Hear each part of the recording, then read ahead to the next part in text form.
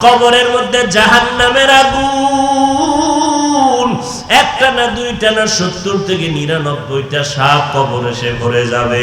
আল্লাহ তাআলা কবরের মাটিকে ডেকে বলবেন, এরে কবরের মাটি,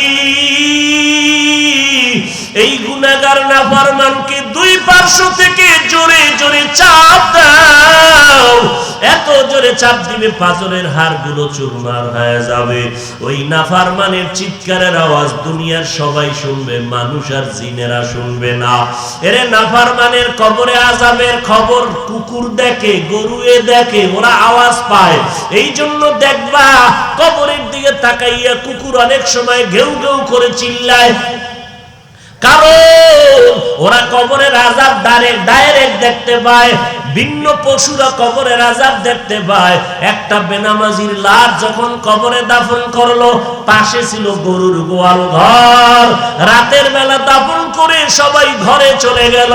সকাল বেলা দেখে গরু একটাও গোয়াল ঘরের মধ্যে নাই। একটা গরু জায়গায় মরে গেছে, কিছু গরু রশি ছিঁড়িয়া পালায় গেছে। কারণ কবরের আযাব এত মারাত্মক আযাব। মদিনার নবী বলেন, এই কবরের আযাবের কথা স্মরণ হলে আমি মুহাম্মদ পাগলের মতো হয়ে যাই। ওরে কবরের আযাব, নবী বলেন দুনিয়ার মানুষ যদি একবার দেখতো, জীবনে সংসার করতে পারতো না, আরামে খাইতেও পারতো না রে বাবা। নবীর সাহাবী ওসমান রাদিয়াল্লাহু তাআলা আনহু কবরের কিনারা দিয়া যখন যাইতেন, হাউমাউ করে চিল্লায়া কাঁদতেন। সাহাবায়ে কেরামরা বলতেন, কবর দেখলে আপনি এত কেন কাঁদেন? ওসমান রাদিয়াল্লাহু তাআলা আনহু বলেন, মানুষ মরণের পরে প্রথম ঘাঁটি হলো অন্ধকার কবর। এই কবরে গিয়া যদি আমি ওসমান ধরা পড়ে যাই, ওই কবরে জাহান্নামের আগুন সইতে পারবো না। ও যুবক, আল্লাহর নবী বলেন, জাহান্নামের কথা যদি কানে আসে, 2 ফোঁটা চোখের পানি ছেড়ে তওবা করো, আল্লাহর কাছে ক্ষমা চাও। জাহান্নামের গরম সহ্য করার শক্তি কারো নাই। এরে আল্লাহর বান্দারা, কোরআন সত্য, হাদিস সত্য, মিথ্যা মনে করিও না রে বাবা। যদি সত্য না হইতো, নবীরা পর্যন্ত কেন কবরের কথা স্মরণ করে কাঁদলেন? সাহাবায়ে কেরাম কেন কাঁদলেন? এদের তো আমল কম ছিল না। তাহাজ্জুদ, ইশরাক, আওয়াবিন, তেলাওয়াত, জিকির, আজকার, তাকওয়ার অভাব নাই। এরপর আবু বকর নামাজে দাঁড়ায় দাঁড়ায় কান্না করেন, ওমরে ফারুক কান্না করেন, হযরত আলী কান্না করলেন, জীবনটা কাটায় দিলেন কান্না করিয়া।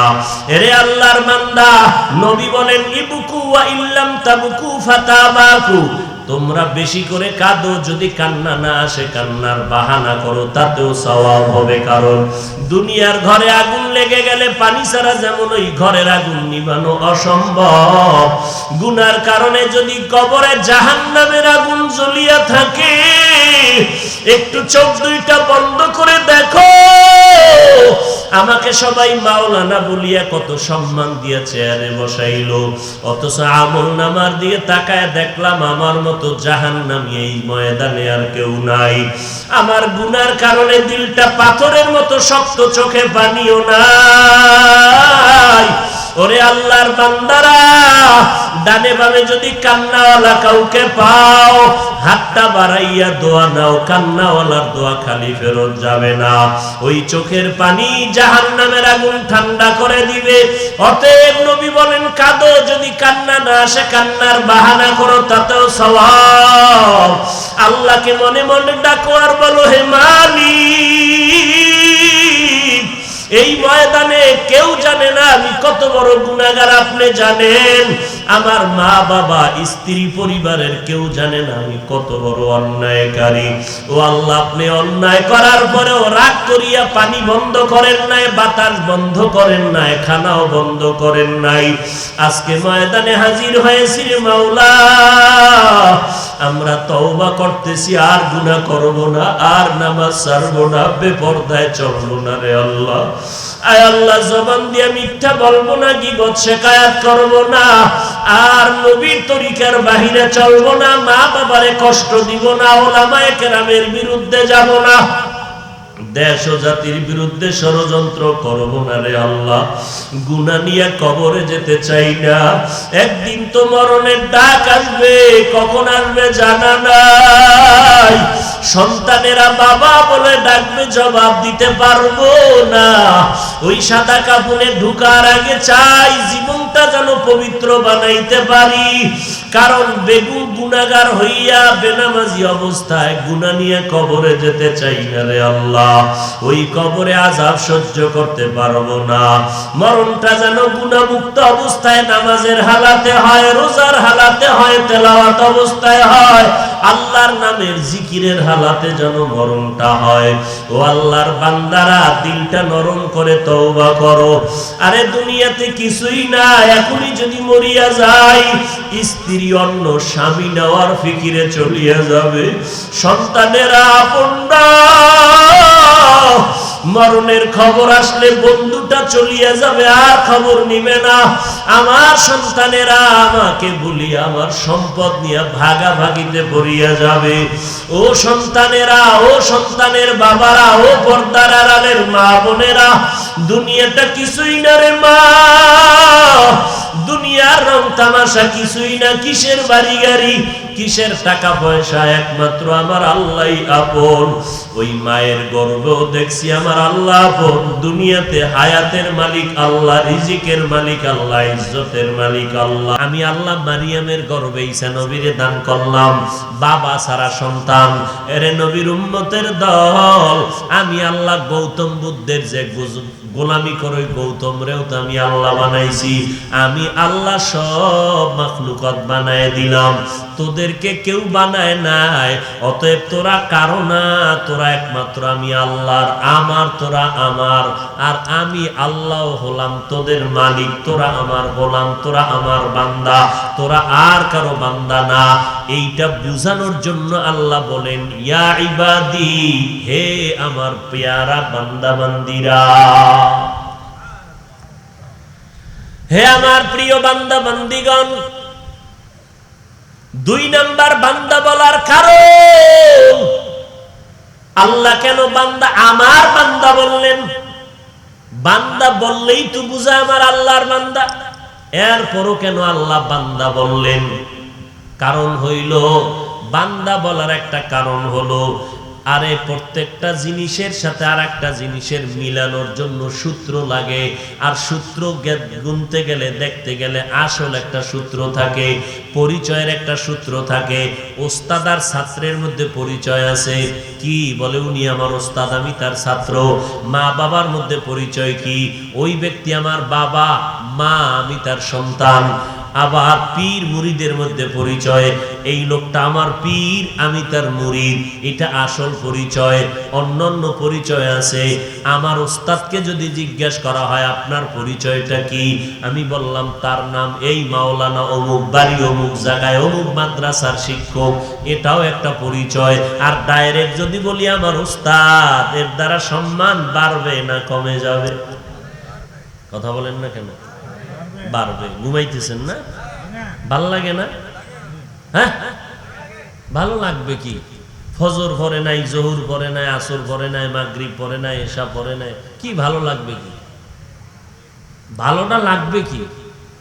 ভালো লাগার তো কিছু রাস্তা আছে, কোন রাস্তাই তো নাই। আল্লাহ আল্লাহ হেদায়াত দান করেন। নিজেও গেলাম, নিজের আহাল পরিবারদেরকেও ধ্বংস করে গেলাম। না একটা সন্তানকে মানুষ বানাইতে পারছি, না ছেলেটাকে পারলাম, না মেয়েটাকে পারলাম, না একটা কোরআন আলা বউ ঘরে আনলাম। একটা ভালো গাছ লাগাই গেল তো আমি ফল না খাইলেও তো অন্যরা ভালো ফল পাবো, কপাল পুড়ে গেছে। নিজেও কোরআন পড়তে পারে না, সন্তানেরও পড়ায় নাই, মেয়েটারও পড়ায় নাই। এমন একটা ঘরের মধ্যে মেয়ে বিয়া করে নিয়ে আসলো, নিজের বউ কোরআন পড়তে জানে না, মাইয়া পোলা পড়াইলো, মাইয়াটারে বিয়া দিল, কোরআন পড়াইলো না, জামাইটা কোরআন পড়তে পারেনি তাও খবর নিল না, আবার ছেলেটারে বিয়া করাইলো, সব খুঁজা খুঁজা বাইর করলো, ছেলে মেয়ে, সে যেই মেয়ে ছেলের কাছে মেয়ে দিব, যেই ছেলের জন্য মেয়ে আনবো, ওর বাড়ি গাড়ি কেমন, টাকা পয়সা কেমন, ব্যবসা বাণিজ্য কেমন, সব খবর নিলাম, কোরআন পড়েনি, নামাজ পড়েনি, সেই খবর নিলাম না। তো ভালো হবে কিভাবে? আর শুরুতেই গজব, শান্তি আসবে কিভাবে? শুরুতেই কি বিয়া করতে গিয়া দেখবে ছেলে, দেখছে 13 জন, এক মাইয়ার মজা 12 জনে নিয়ে গেছে। কথা বলেন না কেন? সত্য কথার সাক্ষী দিবেন বুক ফুলে। তাহলে একটা মাইয়া দেখার অধিকার যে বিয়া করবে সেই ছেলে। আরো 12 জন যে দেখলো, জিনা হয় নাই, অন্তরের কল্পনার জিনা হয় নাই, তা যেই উদ্বোধন হইছে জিনার দ্বারা, শান্তি হবে কিভাবে? এরপরে খাইছে কুকুরের জিব্বা বের করে পচা পায়খানা নামের যৌতুক। তাহলে তো ঘুমের ভিতরে কপালের মাঝখানে ঠাড়া পড়া দরকার, শান্তি আসবে কিভাবে? ওর মক্কার ইমাম দোয়া করলেও আসবে না, তাবিজ সব উল্টা দিক। তাবিজ কি উল্টা দিক? যারা যৌতুক খায় তারা সৃষ্টির নিকৃষ্ট জালেম, তারা পৃথিবীর নিকৃষ্ট ডাকাত, তারা পৃথিবীর নিকৃষ্ট ফকিন্নির বাচ্চা, পৃথিবীর নিকৃষ্ট বেহায়া বেলাজা। এদের মতো বেশরম, বেলাজা, বেহায়া, ডাকাত, জালেম পৃথিবীতে কেউ নাই। যেভাবে ঠিক কইলেন এই এলাকায় মনে হয় গজব নাই। এত জোরে ঠিক বললেন কেন? বাহাদুরি করেন না? যে আকামও করি, বাহাদুরিও করি।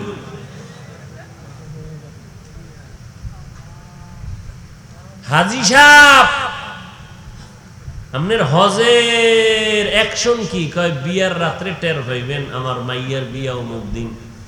ঠিকই 13টার সময় 5 তলা বিল্ডিং কাঁপে। কি ব্যাপার, ভূমিকম্প? কয় না, আমার মাইয়ার বিয়ার গায়ে হলুদের উদ্বোধন চলতেছে। হাসেন আপনারা। আল্লাহ হেদায়াত দান করুন। তাহলে যৌতুক হালাল না হারাম? কেমন হারাম? পায়খানা খাওয়ার মতো না আরো খারাপ? আরো খারাপ। আল্লাহ হেদায়াত দান করুন। যারা যৌতুকের এই লাইনে আছে, যারা যৌতুক নেয়, দেয়, সাক্ষী থাকে, উভয়ের বেবিচারীর গুনাহ হবে আমলনামায়। বেবিচার করলে যেই গুনাহ, ওই গুনাহ হবে। আল্লাহ মাফ করেন। এরপরে দেখেন স্টেপ বাই স্টেপ আকাম কারে করে। এরপরে বিয়ার তারিখ হয়নি, বিয়ার পরে তারিখ করে, এবার কয় অনুষ্ঠান হবে মাইয়ার বাড়ি। ইসলাম কয় খবরদার মাইয়ার উপরে জুলুম করবি না, 16 বছর বাপ মায়ে খাওয়াইছে, কত কষ্ট করেছে। এই ছেলে মাইয়াডারে বিয়া কইরা স্বাধীনভাবে নিজের বাড়ি নিয়ে আসবি, শ্বশুরের গোষ্ঠী শুদ্ধ সবাইরে পেট করে খাওয়াবি ছেলের বাড়ি। মাইয়ার বাড়ি কোনো অনুষ্ঠান চলবে না। হ্যাঁ, মাইয়ার বাবায় যদি কয় আমি কিছু খাওয়াতে চাই, তাহলে ছেলেরা কয়েকজন গিয়া চুপে চাপে খাও, গোষ্ঠী শুদ্ধ গিয়া বাড়ির দরজা খালি বানাইও না, খানা খাইয়া পাতিলেরে খালি করবা না। খবরদার, মেয়ের উপরে অধিকার দিয়েছেন আমার আল্লাহ, মর্যাদা দিয়েছেন আমার আল্লাহ, ইসলাম দিয়েছেন মর্যাদা। জমিনের মধ্যে আর কেউ নারীর মর্যাদা দিতে পারে নাই। নারীর উপরে জুলুম করা যাবে না, যৌতুক করিয়া নারীর উপরে জুলুম করা হবে না, নারীর বাড়ি অনুষ্ঠান করে জুলুম করা যাবে না। এরপরে মহারানা ধার্য করতে গিয়া চালাকি করিস না, মোহরে ফাতিমি করো, এর থেকে অতিরঞ্জিত করবা না। হ্যাঁ, যদি করো মুহরটা উসল করে দেওয়ার মতো তৌফিক আসেনি, মহরের টাকা আগে দিয়া দাও। আম্মাজান আদম যখন ঘুমাইয়া গেলেন জান্নাতে, হাওয়ারে আল্লাহ বানায় ফেললেন। আদমের ঘুমের মধ্যে পাজরের হারনিয়া আম্মাজান হাওয়াকে বানায় ফেললেন, সুন্দর সাজে সজ্জিত করে বসায় রাখলেন দূরে। আদম ঘুম থেকে উঠে কয়, নতুন ফরিকেরে তাকাইয়া হতভম্ব হয়ে গেলেন। এবার দিল টানে দৌড় মারবে, আল্লাহ তো জানতেছেন আদম দৌড় দিস না, এরে দৌড় দিতে মন চায়নি বলে চায়। আমি আল্লাহ তোদের শান্তির জন্য, তোর কলিজা ঠান্ডা করার জন্য এই মহিলারে বানাইছি। তবে এই মহিলার সাথে যদি কথা বলতে চাও, আগে মহার দাবি মহার আদায় কর। কেমনে মহার আদায় করব? আল্লাহ কয় 3 বার অথবা 20 বার আমার মুহাম্মদের উপর দরুদ শরীফ পড়ো। हर के बाश हर के खाहद आमिले सल्लु मुदगम आतिशे दोज़ख शावद बरवाए हाराम। দরুদ পড়লে লাভ না ক্ষতি? পড়েননি দরুদ? বলেন কি রবিউল আউয়াল ভরি সবে বরাতে এটি ভুল নাই, যেখানে জেলাফি হেনে দরুদ। কি এমন একটা জেলাফির প্যান্ডেল যায় না যেখানে দরুদ পড়ছি জেলাফি খাই নেই, এটা হয় না। জেলাফি যত টাটকা দরুদ তত টাটকা। আর দরুদের গোষ্ঠীও নাই। অথচ মসজিদে বান্দা ঢুকবা সেখানেও দরুদ, বের হইবা দরুদ। যারা নবীর আশিক এরা দরুদ এইভাবে পড়তে হবে, বেশি বেশি দরুদ পড়ো। কারণ দরুদ শরীফ পড়নেওয়ালার উপরে জাহান্নামের আগুন হারাম। জাহান্নামের আগুন হারাম।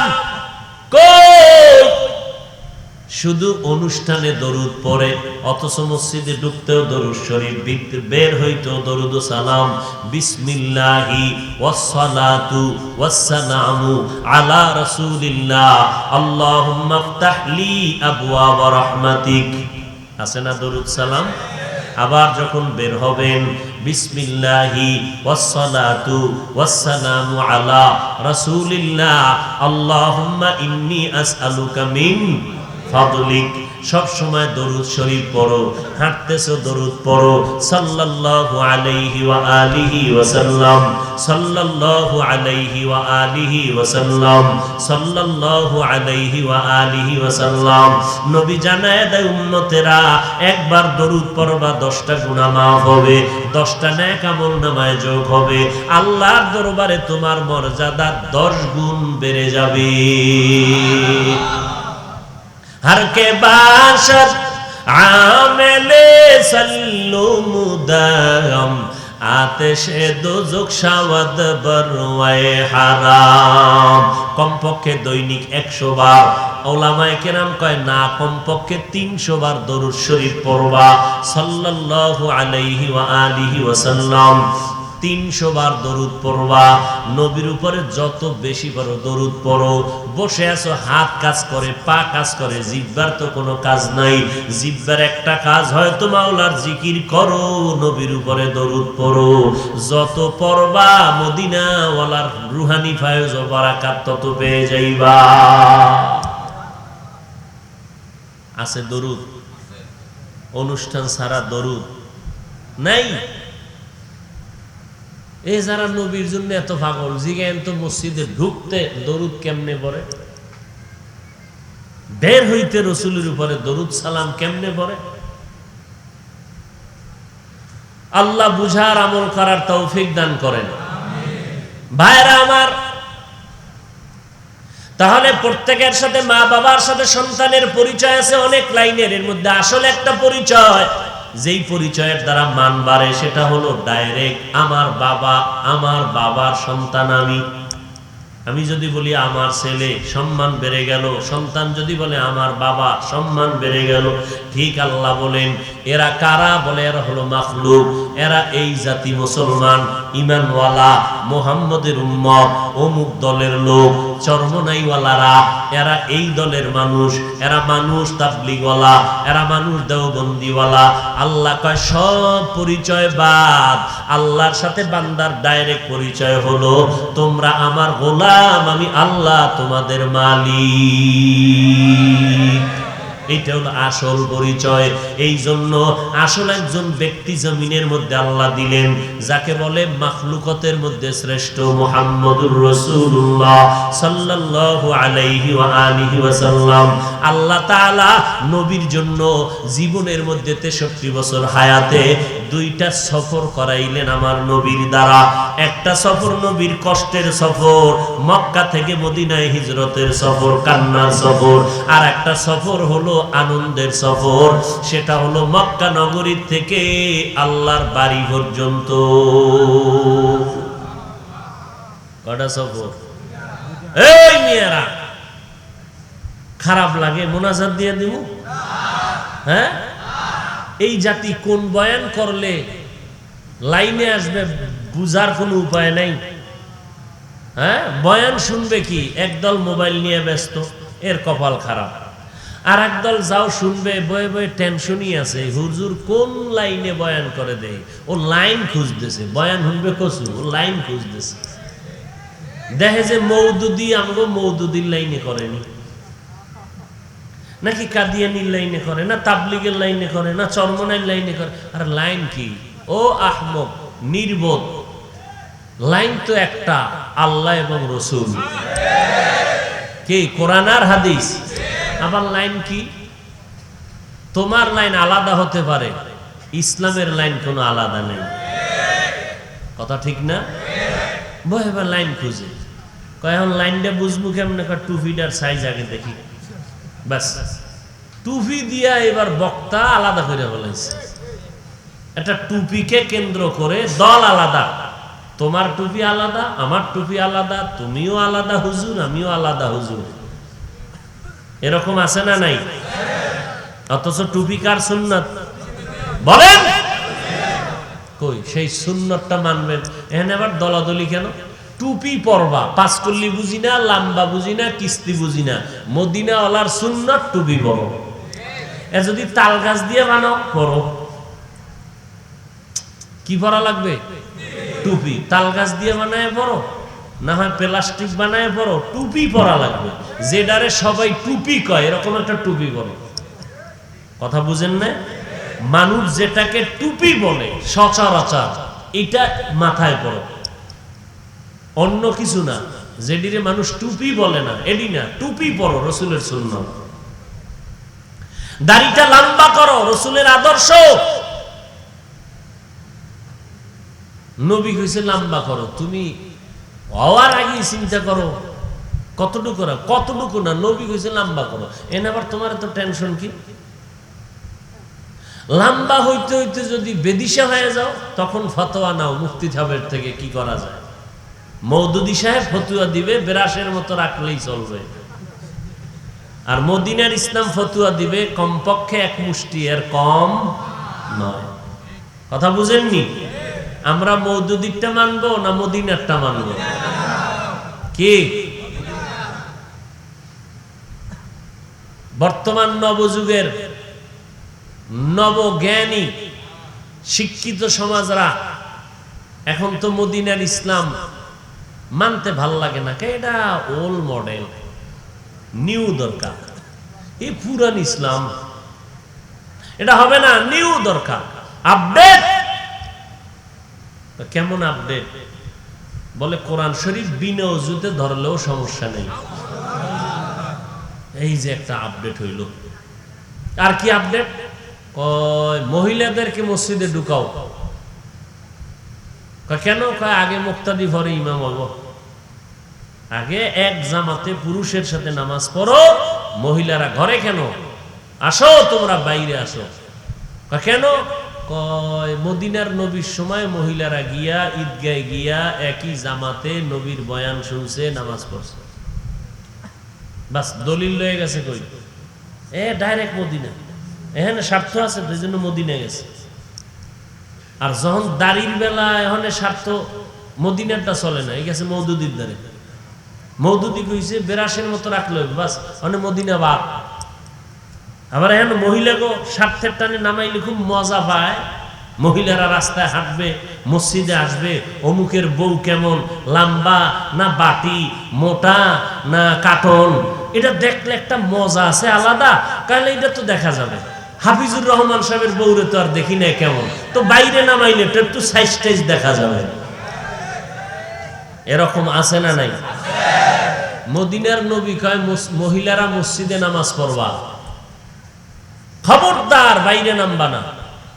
ঘরের ভিতরে নামাজ পড়িয়া পুরুষে বাইরে গিয়া যা পাবে, মহিলা ঘরের মধ্যে তার থেকে বেশি পেয়ে যাবে। আসমা রাদিয়াল্লাহু আনহা নাম শুনছেন? একদিন নবীর মহিলারা আসছে বয়ান শুনতে আসমার কাছে, নবীর স্ত্রী। তো নবীর কাছে গিয়ে একটু জিগাইবেন নি কি না, আসমা রাদিয়াল্লাহু আনহা জিজ্ঞাসা করবেন কি যে মহিলারা পুরুষের মতো জানাজায় যাইতে পারে না, জুমায় যাইতে পারে না, পুরুষেরা জানাজায় গেলে অনেক সওয়াব বরকত পায়, মহিলারা ঈদগায় যায়, জুমায় যায়, তাহলে আমরা যে এর থেকে বঞ্চিত। নবীজি বললেন, হে আসমা জানায় দাও।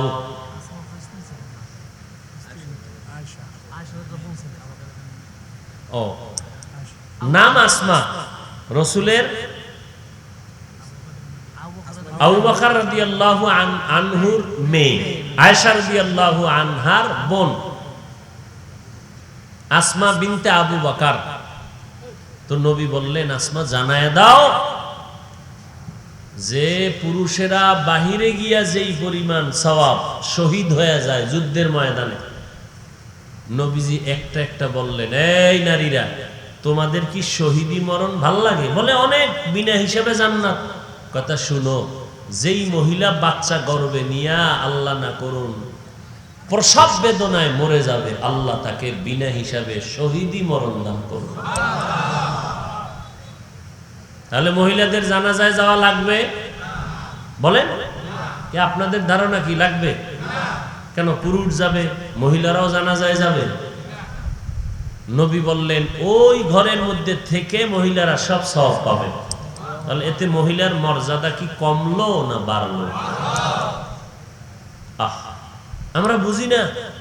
কৈতন কই গেছি, কৈতন গেছি তো খবর নেই। মাইয়া বিয়া করতে যাইয়া এই কথাতে কই গেছি গা, মেয়ে দেখা, যৌতুক নেওয়া, এরপরে বিয়ার তারিখ, এরপরে অনুষ্ঠান। কি নাম দিছে? কি অনুষ্ঠান? অনুষ্ঠানের আগে গায়ে হারাম হারাম হারাম হারাম হারাম। গায়ে হলুদের অনুষ্ঠান করা মুসলমানের জন্য কোটি কোটি বার হারাম। আল্লাহর গজব আসবে, রহমত আসবে না। ওই সংসারে রহমত হবে না, ওই সংসারে শান্তি হবে না। এরপরে মহার ধার্য করতে যায়, হ্যাঁ না আর এক চালাকি, হাতে বিঘাতে মহার, এত লক্ষ টাকা মহর ধার্য করিয়া এত লাখ টাকা উশাল পাইয়া, হেন কাঁচা মিশা কথা, জীবনে উশাল পায় না, হেন লিখে দিয়েছে উশাল পাইছে। এই কাজী সাহেবরা এডি করে বয়ে বয়ে। একদিন কাজীর জিগাই, কেউ আপনি পাইছেন নি যে লেখলেন 50,000 টাকা উশাল? না আমি তো পাইনি। তো এটা মিশা কথাটা লেখলেন কেন? কারণ এটা লেখতে হইব ব্যাস। মহার আগে আদায় করো। একজনে কয়, হুজুর আলহামদুলিল্লাহ মাপ লয়ে লইছি, বাসর রাত্রে কি লয়ে লইছি? মাপ লইছে। আল্লাহ না করুন বিয়া ভাঙ্গিয়া গেলে টের পাওয়া যায়নি মাপের কোয়ালিটি কি। হ্যাঁ, সুদে আসলে গোষ্ঠী শুদ্ধ দৌড়, মাপ লয়ে লইছে বাসর রাত। আছে না নাই? দেখছেন কঠিন বিষয়। হায় হায় হায় হায়, নারীর ইজ্জত আর সম্মান আল্লাহ বাড়িয়ে দিলেন। আল্লাহ তাআলা বললেন, তোমরা আমার বান্দা, আমি তোমাদের আল্লাহ, তোমরা আমার গোলাম। আমি আল্লাহ বড় আদর করে তোমাদের সৃষ্টি করলাম। আমি আমার বন্ধু মুহাম্মদকে বান্দা বলেছি আসমানের সফর ক্ষেত্রে, আমার বন্ধুরে আমি কখনো নাম ধরে ডাকি নাই কোরআন শরীফে ইয়া আইয়ুহাল মুজাম্মিল ইয়া আইয়ুহাল মুদ্দাসসির, আমি নবীর নাম ধরে ডাকি নাই, কম্বলওয়ালা বলে ডাকছি। আমি আল্লাহ কত আদর করে ডেকেছি, নবীর নাম ধরে ডাকি নাই। আবার আমার নবীর বড় সফর, আনন্দের সফর, আসমানের সফরে নবীরে বান্দা বলে সম্বোধন করেছে। অথচ আমরাও বান্দা, নবীও বান্দা। এটা কেমনে আল্লাহ বললেন? নবীর তো কোনো তুলনা নাই, তারপরও কেন আল্লাহ বান্দা বললেন? মুফাসসিরিনে কেরাম বলেন মুহাম্মদ বান্দা, আমরা বান্দা, আসমান জমিন ডিফারেন্স।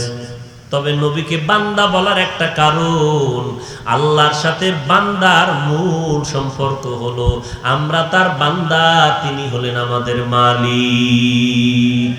আল্লাহর সাথে আমাকে সব সম্পর্কের যুগ সূত্র ইবাদত, কারণ আমাকে বানাইছেনি ইবাদত করার জন্য।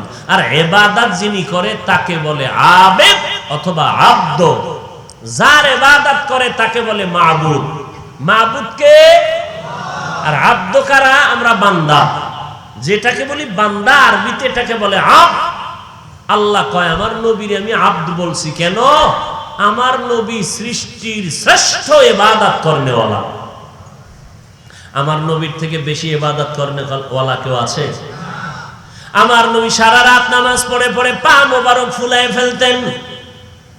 নবী যুদ্ধের ময়দানে কষ্ট করে না খাইয়া পেটে পাথর বেঁধে কাজ করেছেন আমার নবী। আল্লাহ তাআলা বলেন আমি বান্দা বলার এক কারণ, দুই কারণ, তিন নাম্বার কারণ, আসমান আমার বলি নাই, তোমাদের কেন বললাম আমার? কারণ আমি আল্লাহ আসমান বানাইছি ঠিকই, তবে আমার জন্য বানাই নাই। জমিন আমি বানাইছি, আমার জন্য বানাই নাই। সূর্য আমি সৃষ্টি করেছি, তবে আমার জন্য করি নাই। আমি মানুষ বানাইছি আমি আল্লাহর ইবাদতের জন্য। এই জন্য আসমানের বলি না আমার, জমিনের বলি না আমার জমিন। বান্দাগুলোকে কেন বললাম আমার বান্দা? কারণ সব মাখলুকাত বানাইলাম বান্দা তোর গোলামির জন্য, আর তোমাদের বানাইলাম আমি আল্লাহর গোলামির জন্য। খাকবা আবো আতিশ বন্দা বামানে তু মুর্দা বাহক জিন্দা। আল্লাহ তাআলা আমাদের বান্দা বলে ডাকলেন, তোমরা আমার, তোমাদের আমি বড় আদর করে বানাইছি। আসমান তোমার জন্য বানাইছি, জমিনটা তোমার জন্য সৃষ্টি করলাম, বাতাস তোমার জন্য বানায় দিলাম। দেখছো নিরে বান্দা, এই জন্য নজর করে দেখো বান্দা তোমার বাতাস গোলামি করে তোমাদের, সমুদ্রের মাছ তোমাদের গোলামি করে, আসমান তোমাদের গোলাম, জমিন তোমাদের গোলাম, সূর্য তোমাদের গোলাম, চন্দ্র তোমাদের গোলাম, মাটি তোমাদের গোলাম।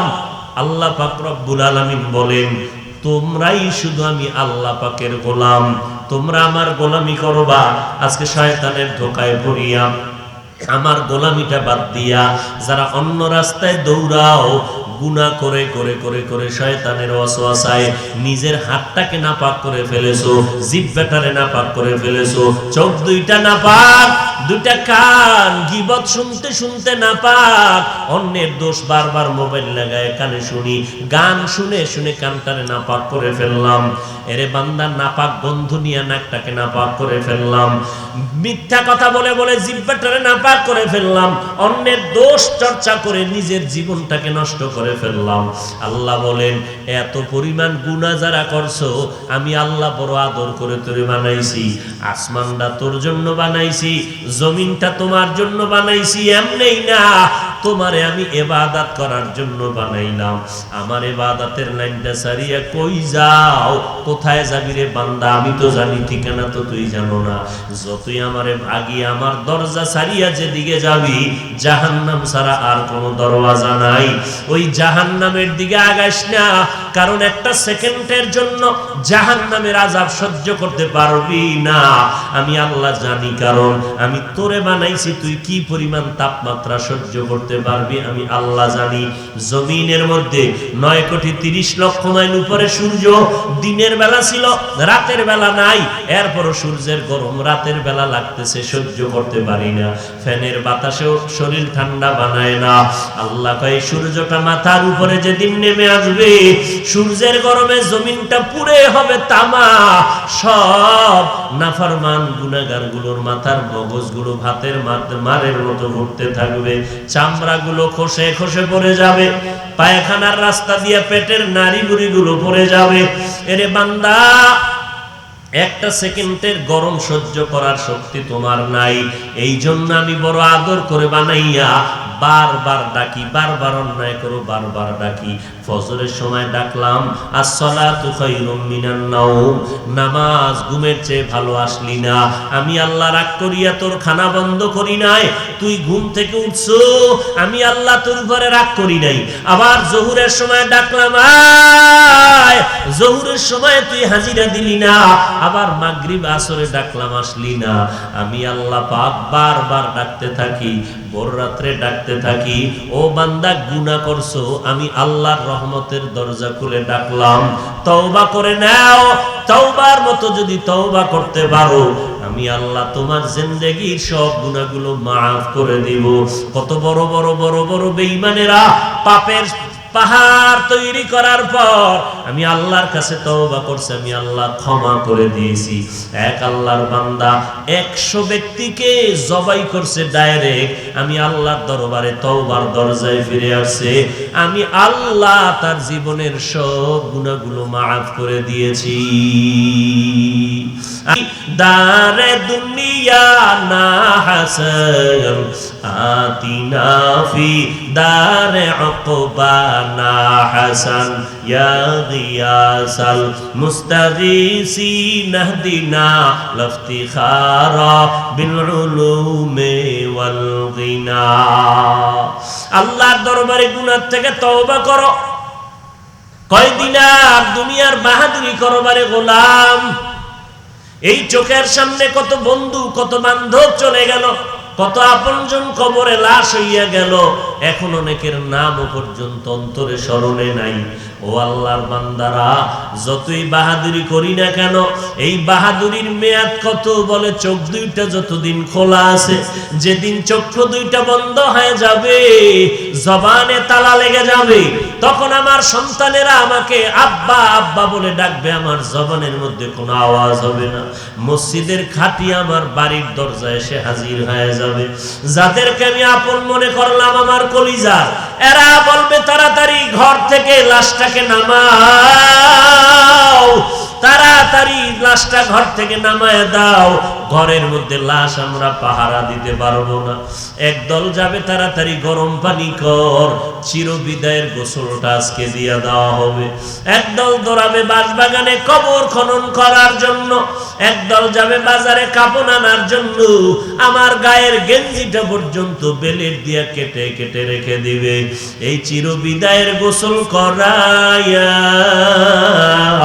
চিরবিদায়ের জানাজাটা পড়াইয়া এরপরে আমাকে যখন কবরের দেশে নিয়ে যাবে, বাঁশবাগান যেখানে দিনের বেলাও যাইতে বড় ভয়, দিনের বেলাও যাইতে মনে চায় না, ভয়, সাপ বিচ্ছুর ভয়, ওই বাঁশবাগানে একা একা আমাকে সবাই রাখিয়া এরপরে পাড়াইয়া মাটি দিয়া সবাই বিদায় হয়ে যাবে। অন্ধকার কবর, বেশি লম্বাও না, ডানে বামে জায়গাও বড় কম, নড়াচড়ারও কোনো সুযোগ নাই।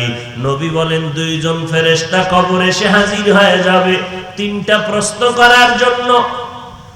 তুমি পীর না মুরিদ, মাওলানা না মুফতি সাহেব জানার দরকার নাই, তুমি একজন টিচার না ছাত্র জানার দরকার নাই। ফেরেশতারা 3টা প্রশ্ন করবে, রবের পরিচয় দাও, ধর্মের পরিচয় দাও, রাহমাতুল লিল আলামিনের পরিচয় দাও। এই 3টা প্রশ্ন ছাত্রকেও করবে, শিক্ষকেরও করবে, পীর সাহেবেরও করবে, মুরিদেরও করবে, ইমামেরও করবে, মুক্তাদিদেরকেও করবে, গরিবেরও করবে, ধনীরও করবে, পুরুষেরও করবে, নারীরও করবে। কয়টা প্রশ্ন? রবের পরিচয় দাও, ধর্মের পরিচয় দাও, রাহমাতুল লিল আলামিনের পরিচয় দাও। এই তিনটা প্রশ্নের জবাব যারা দিতে পারবে, নবী বলেন তার কবর হবে রওজাতুম মিন রিয়াজিল জান্নাহ। আর যারা জবাব দিতে পারবে না, তাদের কবর হবে হুফরাতুম মিন হুফারিন নার, জাহান্নামের টুকরা। কারা জবাব দিতে পারবে? এই জমিনে যারা রবের গোলামি করে যাবে, কবরে গিয়ে জবাব দিবে রব্বি আল্লাহ, আমার রবকে। জিহ্বা নাড়ায় বলেন দুনিয়াতে যারা ইসলাম মেনে চলবে, কবরে গিয়া জবাব দিবি দীনিয়াল ইসলাম, আমার ধর্মের নাম ইসলাম। দুনিয়াতে যারা নবীর সুন্নতের আমল করবে, আঙ্গুলের নখগুলো কেমনে রাখবেন সেখানেও নবীর সুন্নত আছে না নাই? মাথার চুলগুলো কেমনে রাখবেন সেখানেও মদিনাওয়ালার সুন্নত। ও বান্দা, জুতা দুইটা কেমনে পরবেন সেখানেও নবীর সুন্নত। যারা মানবে, কবরে যাওয়ার পর আমার নবীর সাথে একটা রাস্তা বানাইয়া বলবে এই ব্যক্তিটারে চিনো কিনা। নবীর সুন্নতের যারা আমলওয়ালা আশিক হয়ে কবরে যাবে, আমার নবীরে দেখা মাত্র চিনে ফেলবে আর বলবে ইনি তো আমার মায়ার নবী। দুনিয়াতে যেই নবীর বয়ান ওলামাদের জবানে শুনিয়া টুপি পরেছিলাম, দাড়িটা লম্বা করেছিলাম, কত মানুষ টুপিওয়ালা বলে গালি দিত, কত মানুষ দাড়িওয়ালা বলে তিরস্কার করত। নবীর মোহাব্বতে পাগড়ি পরতাম, কত মানুষ পাগড়িওয়ালা বলে তিরস্কার করত। নবীর মোহাব্বতে জামা পরছি, কত মানুষ জামাওয়ালা বলে তিরস্কার করে, কত মানুষ বুজুর্গ বুজুর্গ বলে তিরস্কার করে। নবীর সুন্নতের আমল করলেই মানুষ তিরস্কার করত। এত গালির পরেও টুপি ছাড়ি নাই, দাড়ি ছাড়ি নাই, নবীর পোশাক ছাড়ি নাই। আল্লাহর নবীকে দেখা মাত্র চিনবে আমার আল্লাহ, গাইবে আওয়াজ দিয়ে বলবেন ফেরেশতা আমার বান্দাটারে আর জিজ্ঞাসাবাদ করিও না। আমার বান্দা দুনিয়াতে কম কষ্ট করে নাই, আমার বান্দা এত কষ্ট করেছে আমি আল্লাহ সব জানি। সবাই যখন ঘুমাইতো, আমার এই আশেক পাগলটা ঘুমায় না, এই বান্দাটা ভোর রাত্রে উযু বানাইয়া যায় নামাজে সেজদায় গিয়া কাঁদতো, আর আমি আল্লাহকে ডাকতো ইয়া রাব্বি গফিরলি, ইয়া রাব্বি গফিরলি, ইয়া রাব্বি গফিরলি। ও রব, তুমি আমাকে মাফ করে দাও, ও আল্লাহ তুমি আমাকে মাফ করে দাও। নামাজ পড়ি, রোজা রাখি, জিকির করি, তেলাওয়াত করি, এরপরও বুঝি তোমাকে রাজি করতে পারলাম না। ও আল্লাহ, দুনিয়ায় চোখের পানি ফেলে কাঁদতেছি রে আল্লাহ, মাফ করে দাও।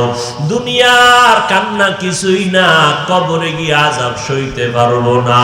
এই বান্দাটা খানার প্লেট নিয়া, এই বান্দা ঠিক মতো খেতে পারে নাই, আজান হয়ে গেছে, দৌড়াইয়া মসজিদে হাজির, সামনের কাতারে গিয়া নামাজে দাঁড়ায় গেল। ও ফেরেশতা, এই বান্দাটা আমার এত আদরের, এত মোহাব্বতের বান্দা, আজান শোনা মাত্র বান্দা পাগল, কখন গিয়া মালিকের কদমে সিজদা লাগায় দিবে। মদিনার নবী বলে ওরে যারা আল্লাহর কদমে সিজদা দেয়, যখন 3.5 হাত বডির মাথার কপালটা মাটিতে লাগায় দেয়, ওই বান্দা মাটিতে দেয় না, আল্লাহর কুদরতি কদমে সিজদা দেয়। আল্লাহ বলবেন ফেরেশতা এখন আমার বান্দাটারে আর জিজ্ঞাসা করিও না, এখনই তাড়াতাড়ি কবরের মধ্যে বেহেশতের বিছানাটা দাও, 3.5 হাত কবরটাকে বড় একটা বালাখানা বানাও, জান্নাতের সাথে একটা রাস্তা বানাইয়া দাও। আমার বান্দা এখন জান্নাতের নেয়ামতের রং আর ভূ পাইয়া, ঘেরান পাইয়া আরামে ঘুমায় যাবে। কিয়ামত পর্যন্ত এই বান্দারে কেউ ঘুমে যেন ডিস্টার্ব না করে। নবী বলেন, আল্লাহর নবী দুঃখ করে বলেন, যারা দুনিয়াতে রবের গোলামি করে না, নবীর সুন্নাত মানে না, নিজেও নামাজ পড়ে না, যারা নামাজ পড়ে তাদেরও পছন্দ করে না, নিজেও দাড়িটা লম্বা করে না, যারা দাড়ি লম্বা করে তাদেরও পছন্দ করে না, এই সমস্ত মানুষগুলো যখন কবরে যাবে তাদেরকেও 3টা প্রশ্ন করা হবে। এর যুবক, স্কুলে পড়ো, কলেজে পড়ো, চাকরি করো, ব্যবসা করো, জানা নাই, প্রশ্ন কিন্তু তিনটা, রেডি করিয়া কবরের দেশে যাও। স্কুলে পড়ো আলহামদুলিল্লাহ, কলেজে পড়ো আলহামদুলিল্লাহ, তবে মনে মনে রাখবা প্রশ্ন কিন্তু তিনটা কবরে করা হবে। কোন দল করো, কোন কলেজে পড়ো জানার দরকার নাই। ফেরেশতারা জানতে চাইবে রবের পরিচয়টা দাও, ধর্মের পরিচয়টা দাও, মদিনাওয়ালা নবীর পরিচয় দাও। যারা দুনিয়াতে রবের গোলামি করবে না, এরা কবরে যাওয়ার পরে বলবে হা হা লা আদরি, আফসুস আফসুস, আমি কিছুই জানি না, কিছুই জানি না, কিছুই জানি না। সাথে সাথে নবী বলেন আল্লাহ গায়বী আওয়াজ দিয়া বলবেন, ও ফেরেশতা এই বান্দাটারে আর সুযোগ দিও না। আমি আল্লাহ এই নাফরমানের দুনিয়াতে কম সুযোগ দেই নাই। আমার দেওয়া সূর্যের আলো, চাঁদের আলো, পানি বাতাস ভোগ করলো, আমার দেওয়া নদীর মাছ খাইলো, জমিনের ফসল খাইলো, গাছের ফল খাইলো, এত বড় নিমখ হারাম একবারও আলহামদুলিল্লাহ বলে নাই। ওলামায়ে কেরাম পায়ে ধরে ধরে নামাজের দাওয়াত দিত, এক বেলার নামাজও বান্দা পড়ে নাই। এখন আর দেরি করিয়া কি লাভ? দুনিয়াতে অনেক সুযোগ দিলাম, বান্দা সুযোগ গ্রহণ করে নাই। আজান শুনিয়া মসজিদ দেখাও বান্দা মসজিদের মধ্যে ঢোকে নাই, নিজেও নামাজ পড়ে নাই, নামাজীদেরকেও বকাবাদ্য করত, নামাজীদেরও পছন্দ করে নাই। এখন আর দেরি করিও না, কবরের মধ্যে জাহান্নামের বিছানাটা বিছাইয়া দাও। সাথে সাথে কবরের মধ্যে জাহান্নামের বিছানাটা দেওয়া হবে। আল্লাহ পাক বলবে এখনই জাহান্নামের সাথে রাস্তা বানাইয়া দাও। কবরের মধ্যে জাহান্নামের আগুন একটা না, দুইটা না, 70 থেকে 99টা সাপ কবর এসে ভরে যাবে। আল্লাহ তাআলা কবরের মাটিকে ডেকে বলবেন, এরে কবরের মাটি, এই গুনাহগার নাফরমানকে দুই পার্শ্ব থেকে জোরে জোরে চাপ দাও। এত জোরে চাপ দিবে পাঁজরের হাড়গুলো চুরমার হয়ে যাবে। ওই নাফরমানের চিৎকারের আওয়াজ দুনিয়ার সবাই শুনবে, মানুষ আর জিনেরা শুনবে না। এরে নাফরমানের কবরে আযাবের খবর কুকুর দেখে, গরুয়ে দেখে, ওরা আওয়াজ পায়। এই জন্য দেখবা কবরের দিকে তাকাইয়া কুকুর অনেক সময় ঘেউ ঘেউ করে চিল্লায়, কারণ ওরা কবরের আযাব ডাইরেক্ট দেখতে পায়। ভিন্ন পশুরা কবরের আযাব দেখতে পায়। একটা বেনামাজির লাশ যখন কবরে দাফন করলো, পাশে ছিল গরুর গোয়াল ঘর। রাতের বেলা দাফন করে সবাই ঘরে চলে গেল। সকাল বেলা দেখে গরু একটাও গোয়াল ঘরের মধ্যে নাই। একটা গরু জায়গায় মরে গেছে, কিছু গরু রশি ছিঁড়িয়া পালায় গেছে। কারণ কবরের আযাব এত মারাত্মক আযাব। মদিনার নবী বলেন এই কবরের আযাবের কথা স্মরণ হলে আমি মুহাম্মদ পাগলের মতো হয়ে যাই। ওরে কবরের আযাব নবী বলেন দুনিয়ার মানুষ যদি একবার দেখতো, জীবনে সংসার করতে পারতো না, আরামে খাইতেও পারতো না রে বাবা। নবীর সাহাবী ওসমান রাদিয়াল্লাহু তাআলা আনহু কবরের কিনারা দিয়া যখন যাইতেন, হাউমাউ করে চিল্লায়া কাঁদতেন। সাহাবায়ে কেরামরা বলতেন কবর দেখলে আপনি এত কেন কাঁদেন? ওসমান রাদিয়াল্লাহু তাআলা আনহু বলেন মানুষ মরণের পরে প্রথম ঘাঁটি হলো অন্ধকার কবর। এই কবরে গিয়া যদি আমি ওসমান ধরা পড়ে যাই, ওই কবরে জাহান্নামের আগুন সইতে পারবো না। ও যুবক, আল্লাহর নবী বলেন জাহান্নামের কথা যদি কানে আসে, 2 ফোঁটা চোখের পানি ছেড়ে তওবা করো, আল্লাহর কাছে ক্ষমা চাও। জাহান্নামের গরম সহ্য করার শক্তি কারো নাই। এরে আল্লাহর বান্দারা, কোরআন সত্য, হাদিস সত্য, মিথ্যা মনে করিও না রে বাবা। যদি সত্য না হইতো নবীরা পর্যন্ত কেন কবরের কথা স্মরণ করে কাঁদলেন? সাহাবায়ে কেরাম কেন কাঁদলেন? এদের তো আমল কম ছিল না। তাহাজ্জুদ, ইশরাক, আওয়াবিন, তেলাওয়াত, জিকির, আজকার, তাকওয়ার অভাব নাই।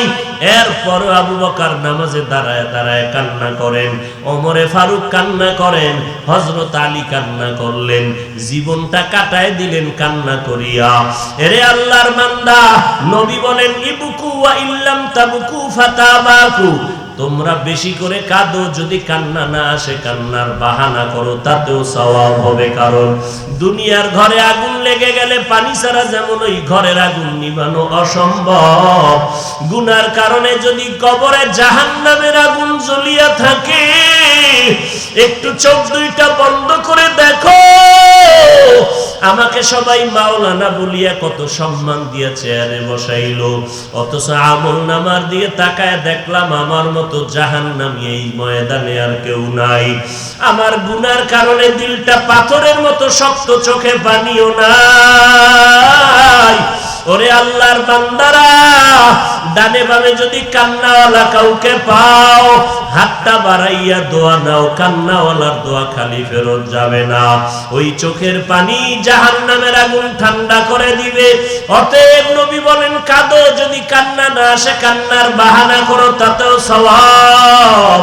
আল্লাহকে মনে মনে ডাকো আর বলো, হে মালিক,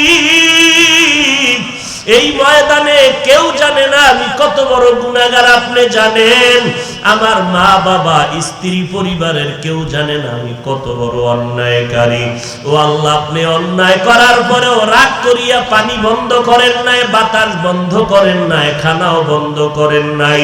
আজকে ময়দানে হাজির হয়েছি রে মাওলা, আমরা তওবা করতেছি, আর গুনাহ করব না, আর নামাজ ছাড়ব না, বেপরদায় চলব না রে আল্লাহ।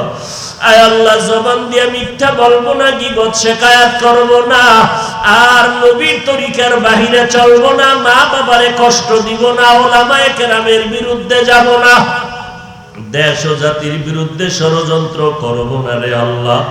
গুনাহ নিয়ে কবরে যেতে চাই না। একদিন তো মরণের ডাক আসবে, কখন আসবে জানা নাই। সন্তানেরা বাবা বলে ডাকবে, জবাব দিতে পারবো না। ওই সাদা কাপড়ে ঢুকার আগে চাই জীবনটা যেন পবিত্র বানাইতে পারি। কারণ বেগুন গুনাহগার হইয়া বেনামাজি অবস্থায় গুনাহ নিয়ে কবরে যেতে চাই না রে আল্লাহ। ওই কবরে আযাব সহ্য করতে পারবো না। মরণটা যেন গুনাহমুক্ত অবস্থায় নামাজের হালাতে হয়, রোজার হালাতে হয়, তেলাওয়াত অবস্থায় হয়, আল্লাহর নামের জিকিরের হালাতে যেন মরণটা হয়। ও আল্লাহর বান্দারা, দিলটা নরম করে তওবা করো।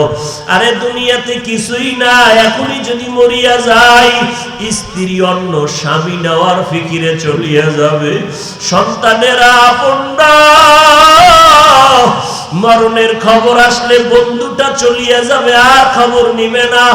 আমার সন্তানেরা আমাকে বলি আমার সম্পদ নিয়ে ভাগাভাগিতে পড়িয়া যাবে।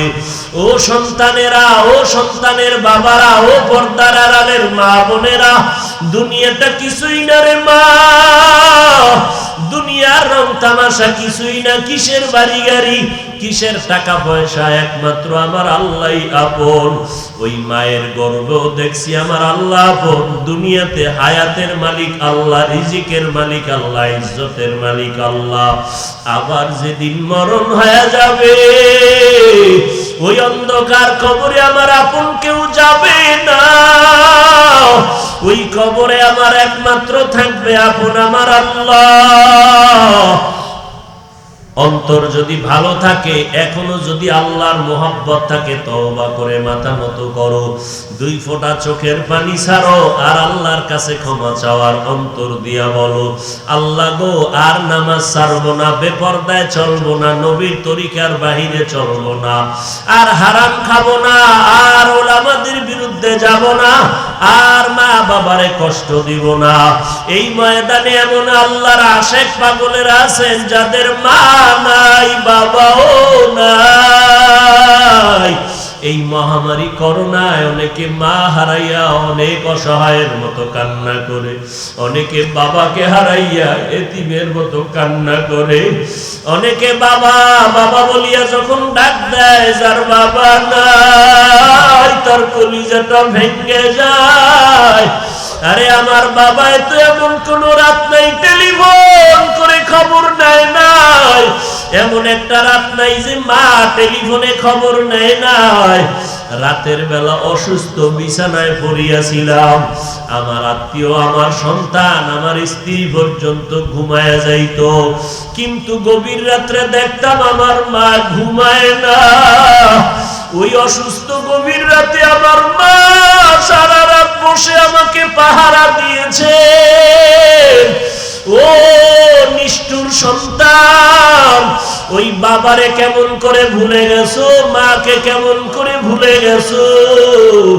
ওই মা বাবার চোখের পানির কারণে আজকে চেয়ারে বৈশা বয়ান করতেছি। ওই মা বাবার চোখের পানি আর দোয়ার কারণে আজকে সম্মানের চেয়ারে বসছো।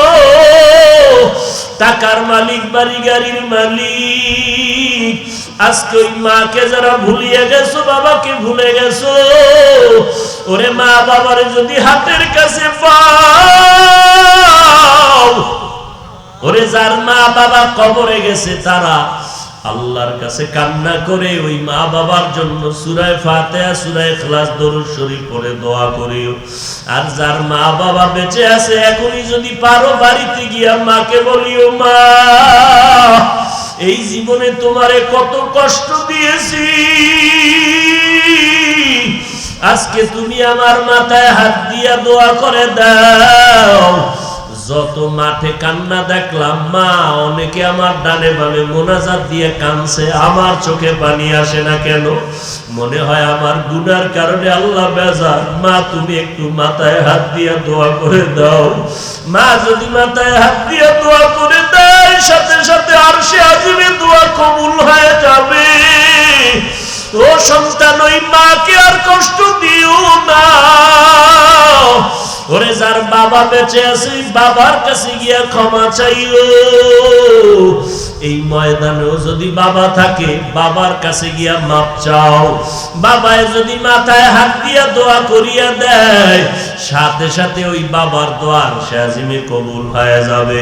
ওরে বাবারে যদি পাশে পাও, ওই বাবার কাছে বাবা বলিয়া ডাকো আর বলো, বাবা তুমি আমাকে মাফ করে দাও। বাবায় যদি দোয়া করে দেয়, তোমাকে আল্লাহ পাক ওলি না বানাইয়া ফিরাইয়া দিবেন না। এরে আল্লাহর বান্দা, ওরে কপাল যদি খুলতে চাও, ডানে বামে দেখো বাবা কই। যদি বাবারে না পাও, ওরে চাচাও যদি থাকে, চাচার গায়ের থেকে বাবার ঘেরান পাওয়া যায়, ওই চাচার কাছে গিয়া দোয়া চাও। ওই চাচায় যদি দোয়া করে দেয়, আল্লাহ পাক বৃথা ফিরাইয়া দিবেন না। যদি আপন কেউ না থাকে, সাদা দাড়িওয়ালা মুরব্বীরাও যদি থাকে, পারলে হাতটা বাড়াইয়া দোয়া নিও, কারণ দাড়িওয়ালাদের দোয়া খালি ফেরত যাবে না। আর নিজেকে আল্লাহর কাছে বিলীন করে বলো, মোহাব্বতে বিনয়ী হইয়া বলো, আল্লাহ কান্নাওয়ালা চক্ষু দাও, তওবা করলাম, আর গুনার কাছেও যাব না, আর নামাজ ছাড়ব না। আয় আল্লাহ কুদরতের নজর দিয়ে দেখেন এই ময়দানে আপনার গোলামেরা কি চায়। আমরা তওবার নিয়ত করেছি, আর গুনার কাছেও যাব না। মেহেরবানি করে আমাদের তওবা কবুল করে নেন। আয় আল্লাহ যারা তওবা করতে পারে না, নসিব করে দেন। আপনার খাস বান্দার বরকতে আমাদের সবাইকে মাফ করে দেন আল্লাহ। আমরা আল্লাহর কাছে বিনয়ের সাথে দোয়া করি, আল্লাহ আপনার গোলাম হওয়ার, নবীর আশিক হওয়ার তৌফিক দান করেন, আমিন। আলহামদুলিল্লাহি রাব্বিল আলামিন, ওয়াসসালাতু ওয়াসসালামু আলা সাইয়্যিদিল আমবিয়াই ওয়াল মুরসালিন ওয়া আলা আলিহি ওয়া আসহাবিহি আজমাইন। ইয়া আরহামার রাহিমিন, ইয়া আরহামার রাহিমিন, ইয়া আরহামার রাহিমিন। রব্বিরহামহুমা কামা রব্বায়ানি সগীরা। আল্লাহুম্মা ইন্না নাউযু বিকা মিনাল বারাসি ওয়াল জুনুনি ওয়াল জুযামি ওয়া সাইয়্যিল আসকাম। দয়ার মালিক কুদরতের নজর দিয়ে দেখেন ওলামায়ে কেরাম, মুরব্বী, হাজী সাহেব, ব্যবসায়ী, চাকরিজীবী, ছাত্র ভাই, যুবকেরা, পর্দার আড়ালের মা বোনেরা, আপনার দরওয়াজায় হাত তুলেছেন। আমরা সবাই জাহান্নামের আসামি। দুনিয়াতে যেদিন আসছিলাম কত পবিত্র, মা বাবা কত আদর করেছিলেন, সেই পবিত্র জীবনটাকে শয়তানের ধোকায় পড়ে গুনাহ করিয়া নাপাক করে ফেলেছি। গুনার কারণে আমার হাত নাপাক, আমার জিহ্বা নাপাক, আমার চোখ নাপাক, আমার অন্তর নাপাক। এই গুনাহ নিয়ে কবরে যেতে চাই না রে আল্লাহ।